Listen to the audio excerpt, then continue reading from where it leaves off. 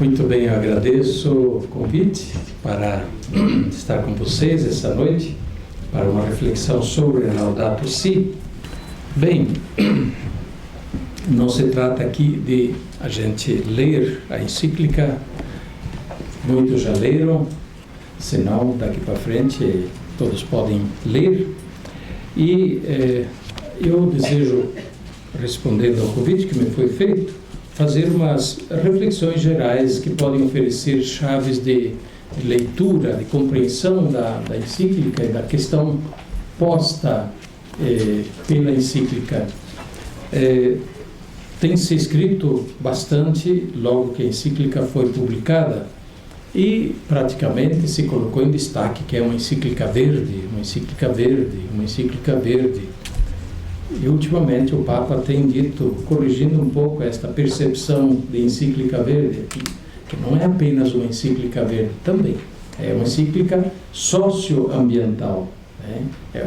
De fato uma encíclica social, está inserida dentro do contexto e da ótica da doutrina social da Igreja. Neste caso, unindo, em vez de simplesmente falar, por exemplo, da questão da paz, né? A palavra da Igreja, do magistério da Igreja sobre a paz, sobre a economia, sobre os direitos humanos.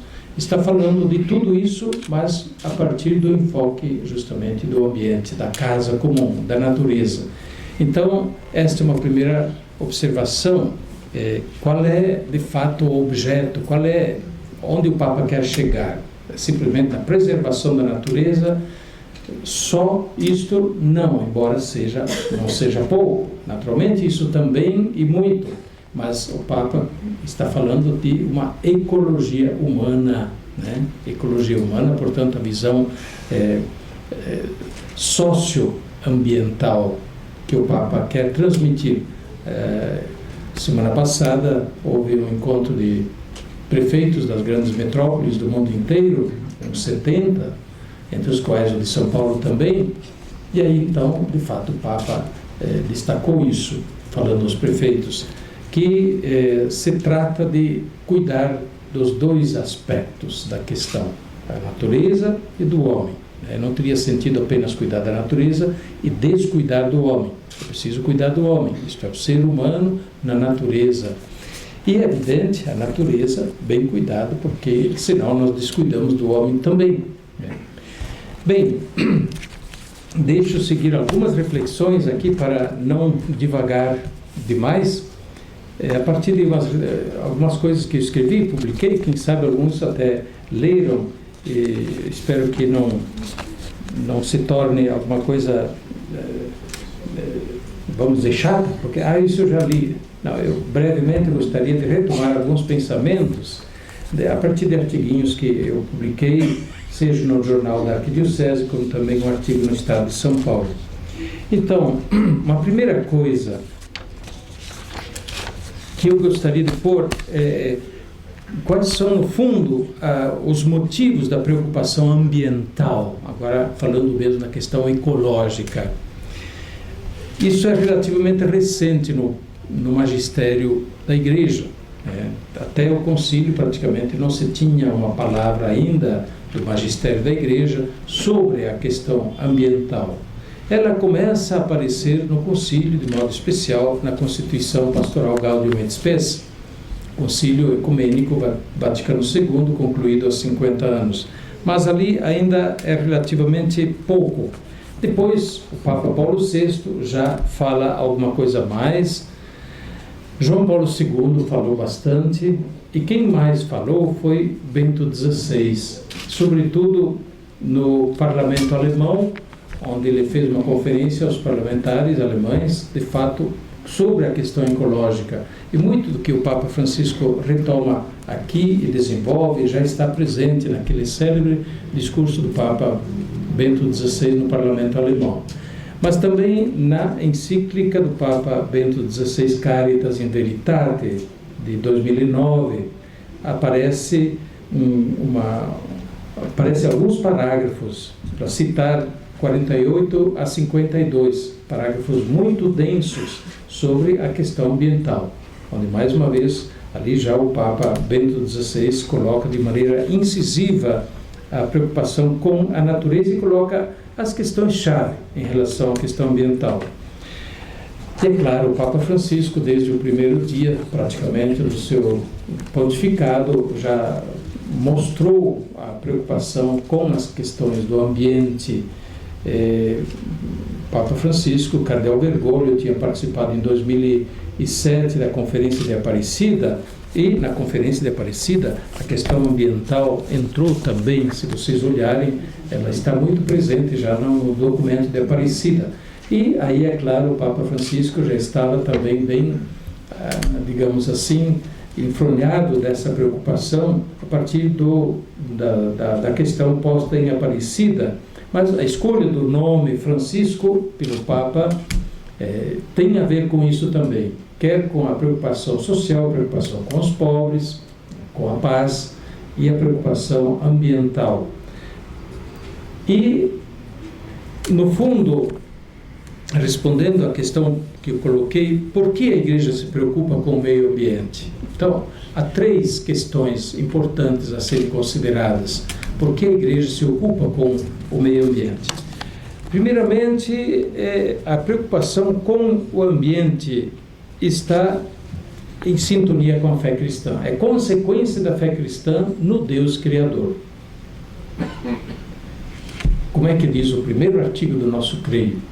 Creio em Deus, Pai Criador do céu e da terra, de todas as coisas visíveis e invisíveis, e vai por aí. É parte da nossa fé, a fé no Deus Criador. E por isso,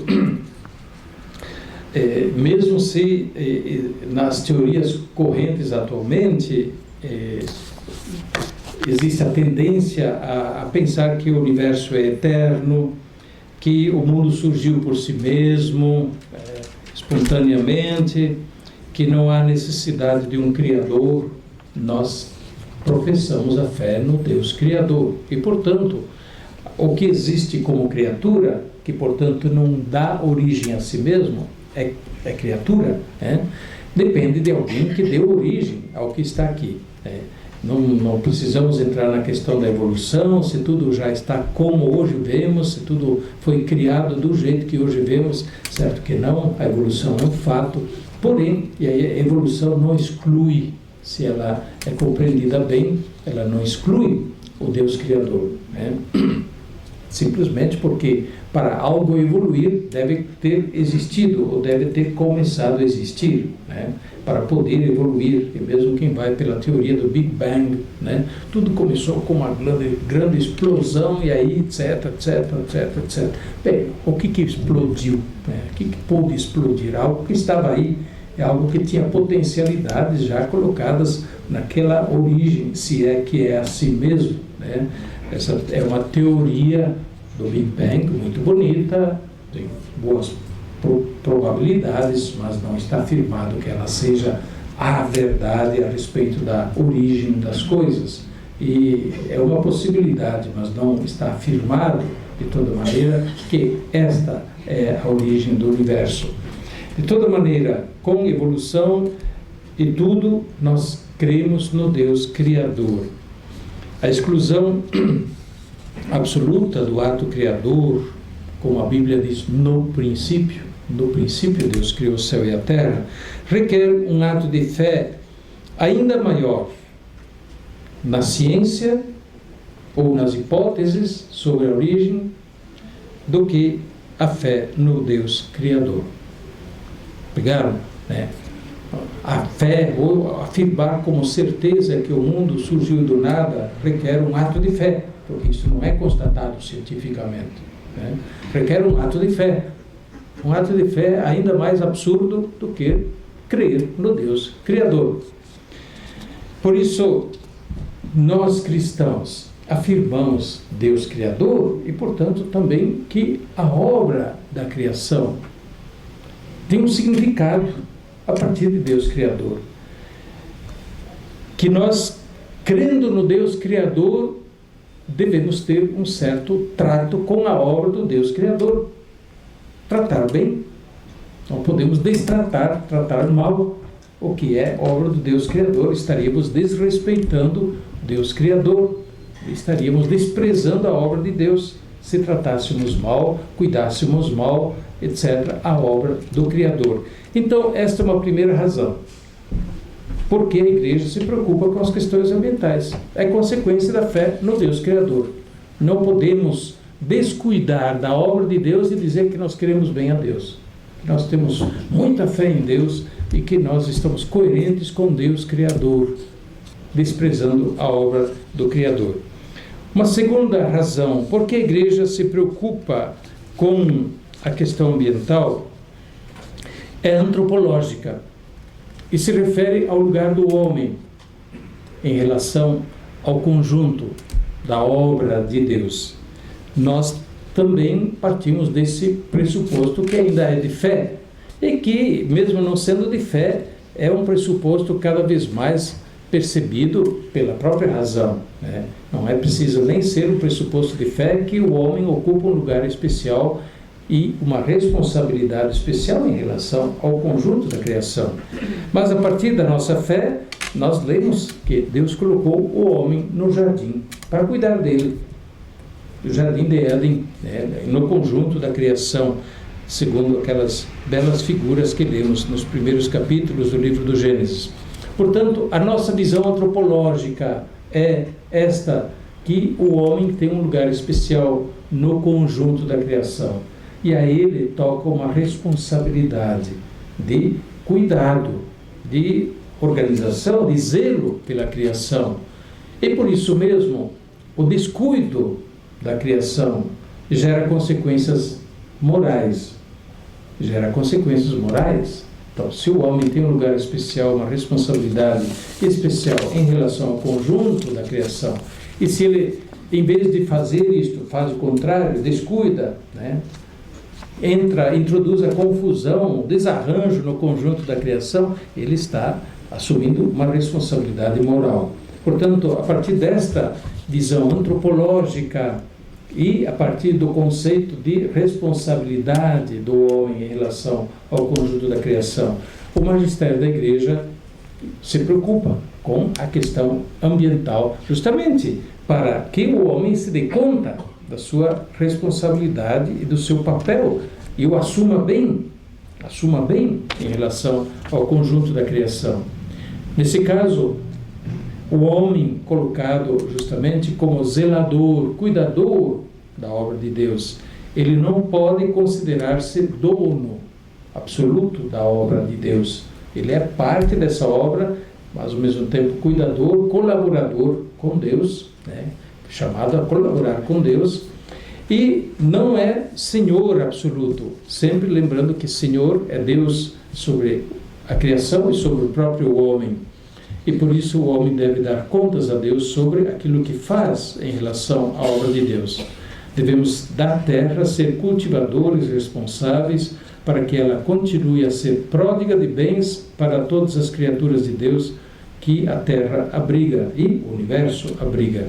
Estragar e depredar a natureza é pecado.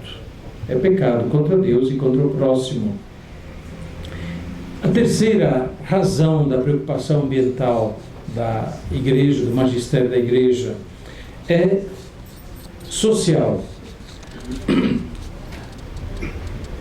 O magistério do Papa Francisco da igreja em relação à natureza é da solidariedade social que deve ser manifestada, deve ser cultivada em relação ao uso dos bens da natureza. A terra, com seus frutos, o ar, a água, a luz do sol, são para todos. A natureza não é propriedade de ninguém em absoluto, mas um bem destinado a todas as criaturas de Deus.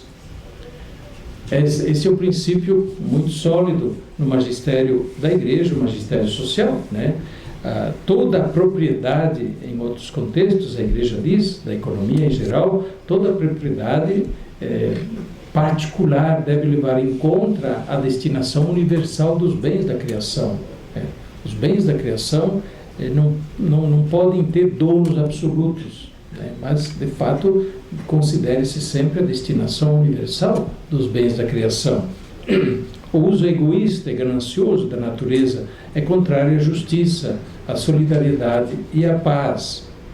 O uso, portanto, egoísta da criação ameaça a paz social e a justiça e a própria sustentabilidade da natureza, como hoje nós estamos observando em tantas situações. Portanto, estas são 3 chaves de leitura importantes, ao meu ver, que já estão presentes lá na encíclica do Papa Bento XVI. Portanto, primeira chave de leitura é teológica, parte da nossa fé no Deus Criador. A segunda é antropológica, lugar do homem na criação. E, portanto, daí decorre a dimensão ético-moral da relação do homem com a criação. E a terceira é a preocupação social solidária. A criação é um bem comum, e, portanto, daí brotam as consequências da justiça social, mas também da responsabilidade solidária em manter e preservar o que é de todos. Cuidar, portanto, o que é de todos é um primeiro aspecto da nossa encíclica do Papa Laudato Si.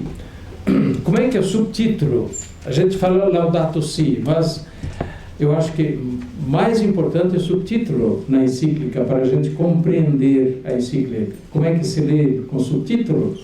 Sobre o cuidado da casa comum. Então, Laudato Si, Deus seja louvado pela natureza, etc. Então, a encíclica é sobre o cuidado da casa comum, isto é, da natureza como casa comum.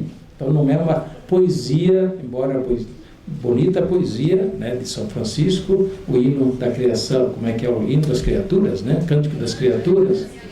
Isso, é poesia bonita, porém a encíclica não é poesia, né? A encíclica é ensinamento, procura entrar sobre nas várias questões que dizem respeito ao cuidado da casa comum, a natureza como casa comum.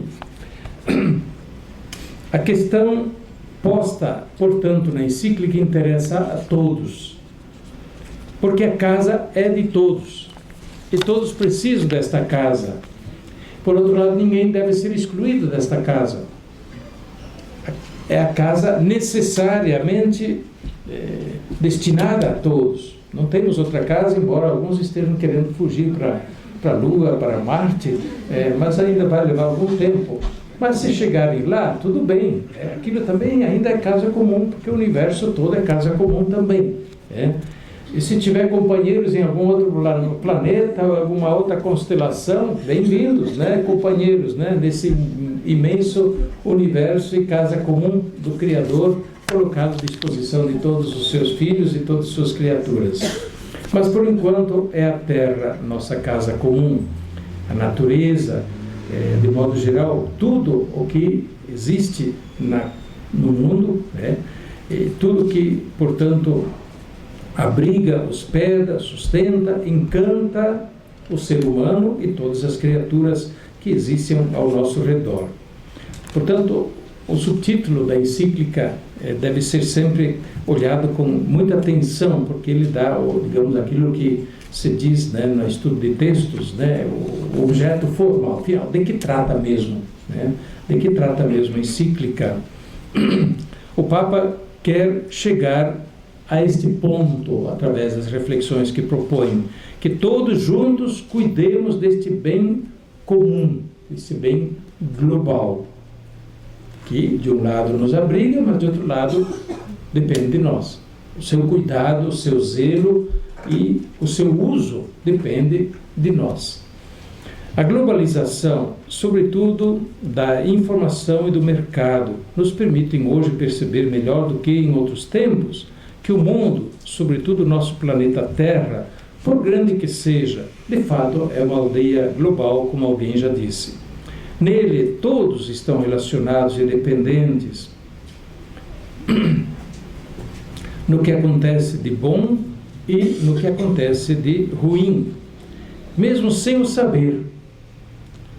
E os estudos científicos também mostram sempre mais que na natureza todas as coisas também estão relacionadas entre si e dependem umas das outras. Isso está plenamente de acordo com o relato da criação. No começo da Bíblia, o ato criador de Deus foi também um ato organizador daquilo que se diz do abismo, do caos, né? O Espírito de Deus pairava sobre o caos, diz lá, sobre as águas, mas de fato sobre o abismo, sobre o caos. Isto é, ainda os elementos não organizados. O ato criador é também um ato organizador. Nele, todos os elementos da criação estão, portanto, relacionados, dependentes uns dos outros. Também mostram que, assim, mais e mais, na natureza, todas as coisas estão umas para as outras e o homem também, né? Está para a natureza. E aí o homem tem que se perguntar, mas qual é o meu lugar na natureza? Logo em seguida, vem então a questão, quem foi que introduziu novamente o caos e a confusão no mundo? Segue a narração sobre o pecado original, lá nas origens da história do homem. E a narração do paraíso que deixou de ser jardim, expulsão do paraíso. Deixou de ser jardim para o homem e o homem teve que começar a suar, com o suor do seu rosto ganhar o pão. Mesmo assim, Deus confiou a terra, o jardim, ao homem e à mulher, para que dele cuidassem. Assim, no primeiro capítulo da encíclica, o Papa pergunta, o que está de fato acontecendo na nossa casa? Em outras palavras, que confusão é esta? Como assim? Se Deus fez bem todas as coisas, por que a confusão no mundo? Nada mais natural do que se perguntar, o que está acontecendo? Se na nossa casa tem goteiras, infiltrações, rachaduras nas paredes, curtos-circuitos na corrente elétrica, insetos pelos cantos, um mofo aparecendo nas paredes, nada mais natural que se perguntar, o que está acontecendo com a nossa casa? O que precisamos fazer para cuidar melhor dela? A primeira coisa é uma boa tomada de consciência da situação. E é o que o Papa faz ao tratar da natureza, casa comum da família humana. Portanto, a primeira parte da encíclica é um ver, é ver o que está acontecendo.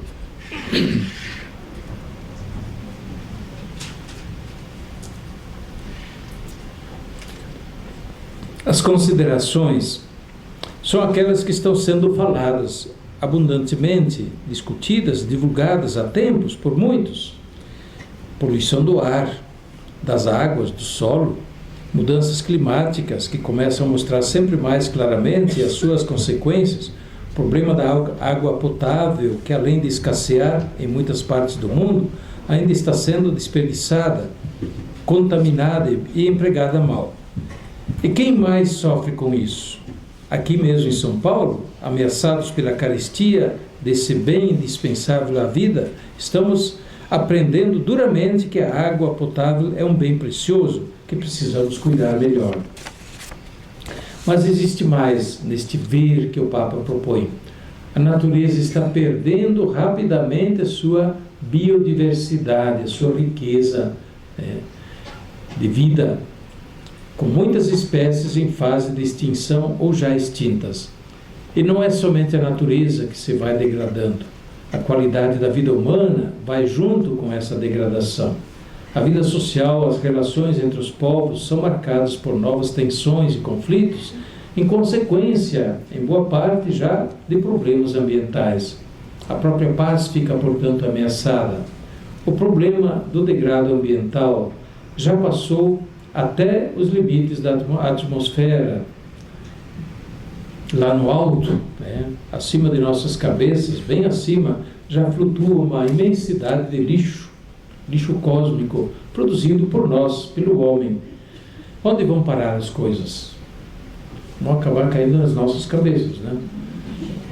O Papa Francisco, portanto, constata que as reações do homem, das organizações mundiais, dos governantes e responsáveis pelos povos, ainda são muito fracas e lentas, indecisas. Há discussões infinitas, mas pouco consenso e pouca ação efetiva para cuidar melhor da casa comum. Vamos continuar assim? O que vai acontecer? O fato é que se prioriza muito um certo estilo de vida que é predatório para o ambiente, o Papa vai dizer isso, né, mais adiante, um estilo de economia que é suicida para o ambiente, para nós, né, que nós precisamos frear e, se possível, mudar. E o Papa está apelando, cristãos, católicos, é conosco a pelota, né? Vamos pôr em jogo a nossa capacidade de criar mudanças. Na encíclica o Papa o diz, mas o disse em várias ocasiões. Se vocês acompanharam um pouco as falas do Papa no Equador, na Bolívia, no Paraguai, ele usou esse apelo, fez esse apelo: cristãos, coragem, sejam protagonistas das mudanças necessárias. Falou em vários sentidos, sentido social, claro, mas falou também no sentido ecológico. E aí a pergunta que segue logo em seguida na encíclica: que parte o homem tem em tudo isso? Qual é a parte do homem na crise ambiental? Durante algum tempo, os fenômenos que desencadeiam a crise ambiental foram vistos como naturais. Tempestades magnéticas no Sol, que influenciam no clima e, portanto, criam novos desertos ou mudança de um regime de chuvas e assim por diante. Outras influências cósmicas ainda pouco estudadas ou pouco identificadas, além da fumaça dos vulcões, dos movimentos cíclicos do clima, que já produziram períodos de aquecimento, de resfriamento do clima em outros momentos da história do nosso planeta. Já houve, de fato, antes de nós, longos períodos de glaciação e aquecimento, sem que o homem interferisse nisso. Porém, a atual crise ambiental é diferente. Ela não pode ser simplesmente atribuída a fenômenos fora do controle humano. O maior conhecimento dos fenômenos da crise ecológica atual leva a uma conclusão incômoda para nós. O homem ajudou a desencadear essa crise. E o Papa Francisco, na encíclica Laudato Si, sobre o cuidado da casa comum, não tem medo de colocar o dedo na ferida e de fazer refletir, e de chamar para atitudes coerentes com a situação em que se encontra o problema ambiental. E aí entra o paradigma da nossa sociedade econômica, científica, tecnocrática. A ciência é um bem, o avanço da ciência é um bem, mas a aplicação da ciência ao produzir tecnologia começa a dar problema em vários sentidos.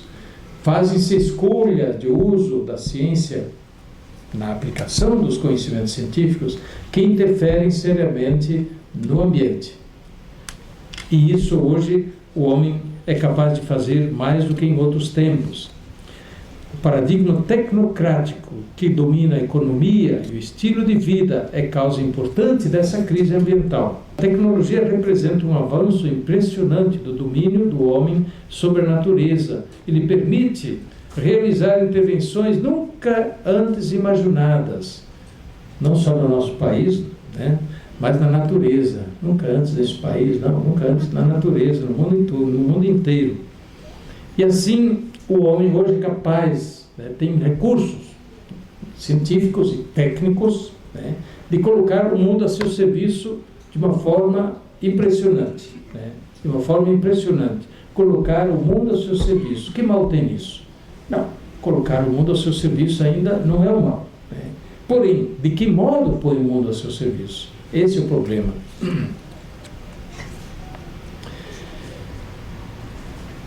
A justa medida e os fins visados no emprego da tecnologia são justamente o lado humano da responsabilidade, das escolhas humanas que interferem no equilíbrio da natureza. A tecnologia produziu máquinas de todo tipo, por exemplo, que demandam energia para funcionar e para prestar o serviço desejado pelo homem. o homem passou a utilizar em demasia os recursos energéticos fósseis para alimentar as suas máquinas para obter os trabalhos, os frutos, os serviços desejados. Os recursos energéticos fósseis, como o carvão e o petróleo, enchem a atmosfera de gases de efeito estufa, por exemplo, com as consequências que nós conhecemos sobre o clima e sobre a natureza. O homem continua a usar carvão, estão querendo eliminar o uso do carvão, mas está difícil, porque a economia é movida a carvão ainda em boa parte, e tem que continuar. A China, por exemplo, está tudo ficando escuro lá, quase que não enxerga mais o sol de tanta poluição, sobretudo por causa do uso do carvão, mas eles têm que continuar a usar carvão para crescer 8, 9, 10% ao ano. A economia tem que crescer, nem que todo mundo sufoque. Afinal, vamos parar essa máquina ou não vamos? São escolhas humanas. Assim também o petróleo. O petróleo, embora consequências menos graves, mas assim ainda graves, também enche a atmosfera de gases de efeito estufa. A agricultura, a pecuária, que bom que produzimos bastante alimentos, mas a tecnologia empregada na agricultura demanda sempre mais extensões de solos cultiváveis para responder à demanda do mercado e a certa cultura alimentar, que poderia ser diferente. Que vai ter que ser diferente com o passar do tempo. Se nós continuarmos a comer tanta carne, eu gosto de carne, mas vamos pensar, se nós continuarmos a comer tanta carne de vaca, de frango, de porco e tudo mais, e para alimentar vaca, frango, boi e outros bichos, nós temos que plantar enormes extensões de pasto ou então de alimento para alimentar o gado, e os efeitos são consequentes. Então, essa é uma certa cultura alimentar que produz a demanda de também maiores espaços cultiváveis, sem contar que uma boa parte daquilo que se cultiva, do que se colhe, não só do que se cultiva, do que se colhe é desperdiçado. No Brasil nós temos um desperdício por baixo, da colheita até o prato, de 35%, por baixo. O que significa 35% a mais de área cultivada, que nós precisamos para continuar a desperdiçar 35%. Se nós usássemos bem esses 35% também, teríamos necessidade de menos área cultivada e viveríamos bem todos. Mas este é um lado. Eu não estou a favor de fome no mundo, nada. Não se trata disso. Se trata de a gente pensar, afinal, nossa intervenção na natureza para obtermos aquilo que queremos é a mais certa, é a mais consequente para a preservação, afinal, da casa comum, a fim de que ela não caia na nossa cabeça e não se torne deserta para ficar inabitável daqui a um pouco, daqui a muito, mas que seja daqui a muito. Seria a hora, portanto, de colocar um freio naquilo que vai sufocando, matando a natureza, o homem incluído. Vai matando o homem também. Mas quem vai pôr freio? As máquinas cada vez mais numerosas. São Paulo está sufocada, está cheia de carros, de máquinas e tudo mais. As máquinas cada vez mais numerosas não podem parar, pois trazem comodidades, lucros, aos quais não se quer renunciar. E tudo segue em frente como se nada estivesse acontecendo de errado. O domínio da técnica, sociedade tecnocrática, vai aumentando. Parece inevitável que tudo o que é possível tecnicamente também seja realizado, seja considerado bom. Mas onde está o limite? Tudo o que é possível fazer também se pode fazer, Essa é sempre de novo a questão. O desenvolvimento tecnológico é ambíguo, ou seja, para o bem e para o mal. Ele não é unívoco no sentido de ter um sentido só. Pode ser orientado para o bem e para o mal. E isso se verifica mais e mais em relação à natureza, onde certas interferências humanas, possíveis pela técnica, acabam trazendo consequências funestas. Talvez a humanidade ainda não se dá conta de maneira suficiente que faz mau uso do poder que alcançou com a ciência e a técnica. Pior ainda, quando isso é claramente acompanhado por uma falsa ética utilitarista que considera bom tudo que for útil para o homem. Isso é útil para mim, então é bom. Não importa as consequências. É útil para mim, então é bom. É a ética utilitarista. Com essa lógica, o homem pode assemelhar-se, finalmente, àquelas formigas que cortam todas as folhas da planta que as nutre, até matar a própria planta, deixando-as assim, sem alimento. Podemos estar nesse caminho, né? Tanto vamos usando, né, a natureza, que vamos matando a própria natureza, depois não tem mais o que nos sustenta, né? A crise ecológica traz à evidência uma outra crise que envolve o próprio homem, com sua maneira de entender a vida, os modelos de vida e de ação neste mundo. O antropocentrismo moderno acabou colocando a razão técnica acima da própria natureza, acima do próprio homem. Nela, o homem já não reconhece mais uma norma referencial externa a ser respeitada, mas apenas reconhece a natureza como um objeto, um espaço de aplicação de seus próprios poderes e dos seus desejos, da satisfação dos seus desejos. O homem se comporta como dono do mundo, déspota da natureza, sobre a natureza. Então, esta mentalidade e cultura tecnocrática e utilitarista precisaria ser revista, pois a continuar assim, a vítima será o próprio homem. Não se agride a natureza sem consequências. E o Papa Francisco trata dessa questão no capítulo 3º da sua encíclica. Parece-me a parte mais questionadora do documento, que precisa ser lida, essa parte, com muita profundidade e atenção. Mas eu falava aqui da crise ambiental, que é, no fundo, uma crise antropológica, né, que vem de longe. Desde que houve, aquilo se estuda na filosofia, né, mas praticamente desde a Idade Moderna, desde o Iluminismo, etc., quando se tentou justamente inverter o referencial, né, do pensamento, e, enfim, do homem, deixando Deus de lado, né? Aquela ideia, não, o homem é Deus, o homem se coloca no lugar de Deus. Para que Deus? Né? É a grande tentação lá do início também, né? A tentação de Adão e Eva. A serpente tenta Adão e Eva, dizendo: por que vocês estão querendo Deus? Vocês são Deus. Como um fruto proibido, vocês vão ver que sua cabeça vai se abrir e vocês serão deuses. Para que Deus? E essa é sempre a tentação. E de alguns séculos para cá, o homem vem caminhando cada vez mais na cultura da afirmação do homem, digamos, em lugar de Deus. Não é que o homem não deva se afirmar. Sim, o homem deve se afirmar no seu lugar justo, por exemplo. Porém, né, no seu lugar, né, e na justa medida, em vez, a cultura vai levando de algum tempo para cá, justamente a cultura iluminista, que depois é materialista, ela é extremamente antropocêntrica. O homem é a medida de todas as coisas.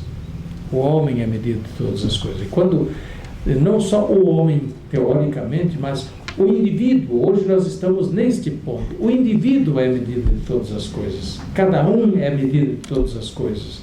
E se coloca, portanto, como regra final e absoluta. Eu faço porque isso é bom para mim, porque eu gosto, porque eu quero, eu decidi assim, assim está bom. E não se faz, ou se tem relutância em aceitar um referencial ético que diz: você não deve fazer isso. Por que não devo fazer? Bem, por essa razão, mas eu quero. Então, eu quero representa a razão narcisista, né? Individualismo elevado à última potência, e este individualismo está também no centro da crise antropológica, porque o homem se coloca como aquele que põe o mundo todo ao seu serviço, sem pensar que pode estar destruindo o mundo ao seu redor, de tanto que eu quero colocar a seu serviço na sua utilidade. A reflexão que se põe sobre, afinal, Deus criou boas todas as coisas, né? No início, lemos isso no início da Bíblia, no relato da criação. Deus viu que era bom, Deus viu que era bom, Deus viu que era bom. E depois que fez o homem e a mulher, Deus viu que era muito bom, né? Era muito bom. Então Deus fez boas as coisas todas. Como encarar essa crise antropológica, então, que revela aspectos de desorientação, digamos, do homem? A razão simplesmente científica é capaz de dar conta? Pergunta-se o Papa. A razão científica, ela é capaz de dar conta do problema ambiental, apenas ela? E aí o Papa faz toda uma reflexão sobre a contribuição que outras formas de reflexão, de olhar o mundo, não apenas o olhar científico, o olhar econômico, né? Mas outras maneiras de olhar o mundo, olhar artístico, olhar religioso, né? Olhar místico, podem dar, outras formas de olhar o mundo podem dar uma boa contribuição para o problema ambiental. O Papa observa que a crise ecológica atual precisa ser analisada a partir de vários olhares: filosófico, científico, histórico, religioso, místico. No desenvolvimento de suas reflexões, ele próprio apresenta essas diversas abordagens, com auxílio de especialistas em várias áreas do conhecimento. Ninguém pensa que o Papa escreveu sozinho a encíclica, né? O Papa conta com um grande time de especialistas que o ajudam nestas horas, quando faz um documento social sobre alguma matéria científica, etc. Vocês sabiam que a Pontifícia Academia das Ciências conta, talvez, com o maior número de prêmios Nobel do que qualquer organização científica do mundo? Existe a Pontifícia Academia das Ciências. Atualmente é um organismo que não tanto produz ciências enquanto tal, mas que reúne cientistas para refletir e para ajudar a orientar, iluminar reflexões da Igreja em matéria de ciências, vários tipos de ciências.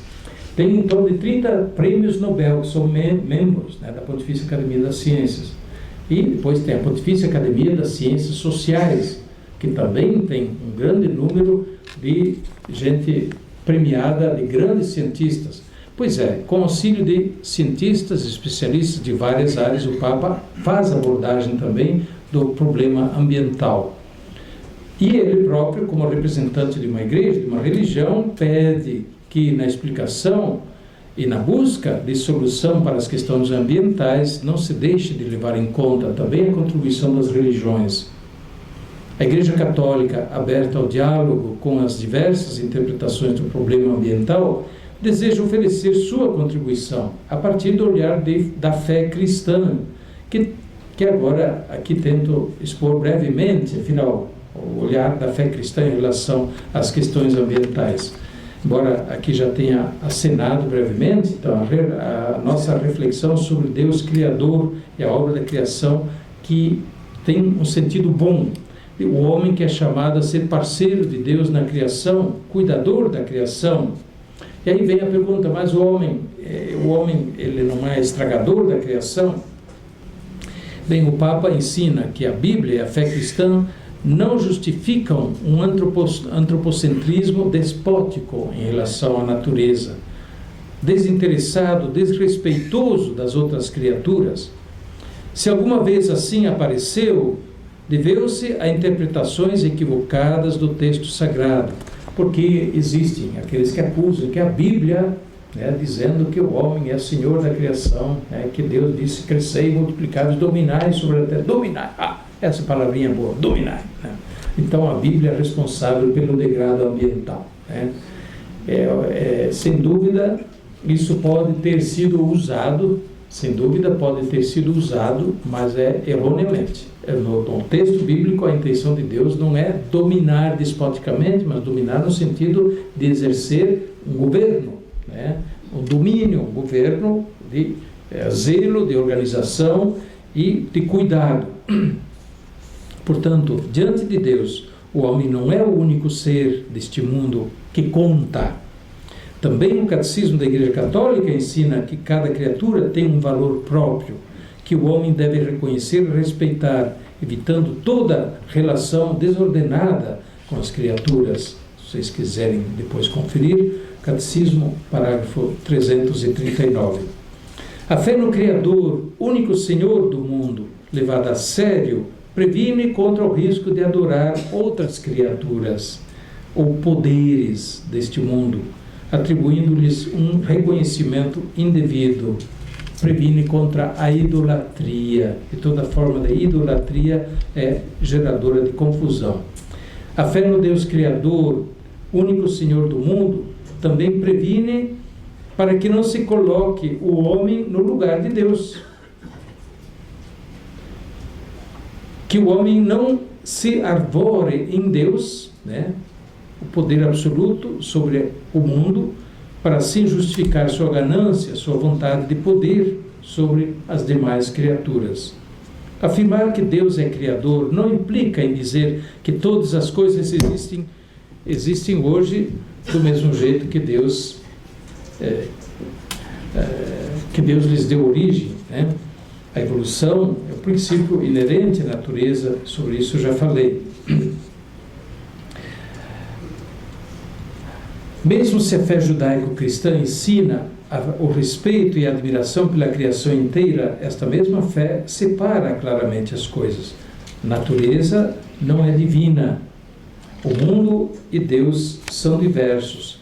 Por isso a fé bíblico-cristã, né, judaico-cristã, condena toda forma de idolatria. Idolatria é a absolutização de uma criatura para colocá-la no lugar de Deus. Deus e a natureza são diversos. Deus transcende ao mundo. Mesmo assim, o Criador quis que o homem fosse seu colaborador no cuidado do mundo. Por isso, o homem não pode ser reduzido a um elemento igual ao resto das criaturas. E esta é também uma tendência errônea que existe hoje, até de dizer que o homem é o estorvo, né, do mundo. O mundo seria muito melhor se não tivesse o homem, né? É uma visão errônea das coisas também. Por isso, o homem não pode ser reduzido a um simples elemento igual ao resto das criaturas. Ele traz em si a imagem e semelhança do Criador, com capacidades que lhe permitem entrar em diálogo e sintonia com o Criador e de reconhecer o seu desígnio amoroso em relação ao resto da obra das suas mãos, e a ele próprio, ao homem. Ao ser humano é permitido interferir livre e responsavelmente na natureza, para colocá-la, sim, ao seu serviço, contanto que respeite a harmonia disposta pelo Criador. Para tanto, ele deve contar com a ajuda do mesmo Espírito Criador que, no princípio, criou o céu e a terra. O homem é capaz de realizar bem a sua missão e de reconhecer que nenhuma criatura no mundo é supérflua e sem sentido. A natureza é como um livro aberto, muito bonito, onde cada elemento narra as grandezas do Criador. Salmo 8. Bento XVI lembrou que a natureza tem uma gramática interna. Bonita essa ideia. A natureza tem uma gramática interna que o homem precisa decifrar e aprender a conhecer e ler para melhor compreender na natureza o desígnio do Criador sobre toda a realidade e para fazer um uso sábio da natureza. O homem deve ser sábio no uso da natureza, não um uso instrumental nem arbitrário. Isso está em Caritas in Veritate, no parágrafo 48. O olhar da fé religiosa para a questão ambiental leva a perceber que as criaturas deste mundo não podem ser vistas como bens sem dono, disponíveis à posse do primeiro que as encontrar. Somos cuidadores, usuários deste mundo, enquanto nele existimos. Tudo é teu, Senhor, amigo da vida, diz o livro da Sabedoria 11:26. E porque o Criador é também Senhor do mundo, vai de consequência que os bens da natureza devem beneficiar todas as criaturas, e nenhuma delas pode ser privada do necessário para viver e existir. Isso vale especialmente para o ser humano. O interesse privado não pode privar, os demais do necessário para viver dignamente. E aí, como consequência, toda abordagem da questão ecológica também precisa ter em conta a justiça social e a preservação da dignidade e dos direitos dos mais desfavorecidos. Neste ponto, o Papa Francisco volta à questão, nem sempre bem aceita por todos, da subordinação do direito à propriedade privada ao destino universal dos bens do mundo. Parágrafo 93. Trata-se, portanto, de uma posição solidária do ensinamento da Igreja em relação à ecologia, à criação. A natureza é patrimônio comum da família humana. Seus frutos devem beneficiar a todos os que vivem e os que ainda viverão neste planeta. Bem, eu acho que meu tempo já foi, E amanhã tem mais gente para falar, então quem sabe outros poderão abordar mais algum aspecto. De toda maneira, a minha recomendação, antes do intervalo, é essa, que nós possamos ler e conhecer bem essa encíclica, que ela tem uma riqueza muito grande e implicações enormes, que depois de uma acolhida bastante festiva, diria, agora deu já uma parada, já não se escreve mais na imprensa, já não se fala mais assim de público, então é necessário agora tomar e falar sistematicamente, estudar, ler, para ver se ela entra realmente no dia a dia da vida do povo.